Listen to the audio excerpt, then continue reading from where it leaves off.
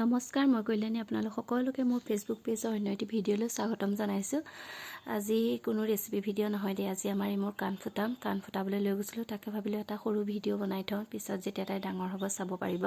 কাণ ফুটোৱা সৰস্বতী পূজাৰ দিনাখনেই আছিলে, কিন্তু সৰস্বতী পূজাৰ দিনা এটা বিশেষ কাৰণ মানে তাই বেমাৰ হোৱাৰ বাবে কাণ ফুটাব নোৱাৰিলোঁ। এয়া আমি গৈ পালোঁগৈ য'ত কাণ ফুটাম, সোণাৰী দোকানখনলৈ। প্ৰথমে মাননি দি ল'লোঁ দাদাক। মাননি দিয়াৰ পিছত ইয়াত দিছেনে এইফালে জেঠাইকে মুখ ঢাকি দিছে। তাৰপৰা মই তাইক কোচতে লৈ বহি আছোঁ। ইমান কন্দা নাই বাৰু, হ'লেও অলপমান কান্দিছে দিয়কচোন, যিহেতু দুখ পাই নহয়নে। তাৰপৰা সোণৰ ফুলিয়ে তাইক ফুটাই পিনি সেই ফুলিযোৰ পিন্ধাই দিছোঁ। ইয়াত ধুনীয়াকৈ দাদাজনে পিনিয়ে চিন দিলে।